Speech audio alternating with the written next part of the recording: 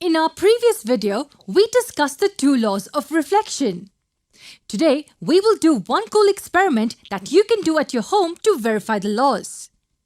Cover a table with a white sheet of paper. Take a comb and cover all its openings except the middle one. You can use black paper to cover them.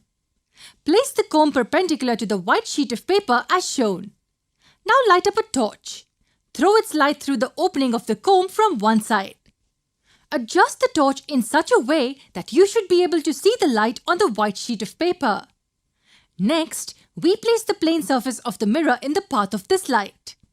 What did you see? Did the light get reflected? Yes, you can clearly see the reflection of light on the sheet of paper.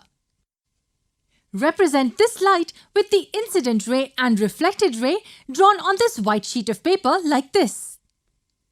Also draw a normal to the mirror surface. Remember, normal is a perpendicular line drawn at the point of incidence. What are these two angles called? This angle is called angle of incidence and represented by I, while this angle is called angle of reflection represented by R. Measure these two angles with the help of a protractor. The measure of the two angles will almost be the same. They are approximately equal. This is the first law of reflection. So with this experiment, you can verify this law. Well, if you're still not convinced, you can take further readings by changing the direction of the incident light. Change this angle of incidence by moving the comb slightly. Make sure that the point of incidence is the same in both cases. That is, this point here is same as it was previously.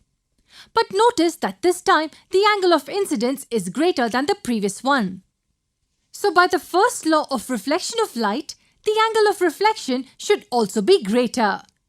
And that is the case indeed. Measure both the angles and again you will find that they are approximately equal. Take two more readings to complete this table. Do you notice anything strange here? The first law tells us that angle of incidence is equal to angle of reflection and not approximately equal. Why am I using the word approximately? Well, there are chances of errors that may come about during measurements of things. We can refer to them as human errors. It also depends on narrowness of the light beam. Narrower this beam, more accurate will be the results. And this is the reason why we are passing a light through the small opening of the comb. Only a narrow beam of light from the torch passes through the small slit. This minimizes the error in the measurement. Also, one more thing that we need to keep in mind is that the beam of light is different from the ray of light. For example, in this experiment, the light you see is a beam of light. A ray of light is simply an idealization of a beam. We can see a beam, but we cannot see a ray of light. However, at this stage, we can think of ray of light as a narrow beam of light. And we will call this narrow beam a ray of light.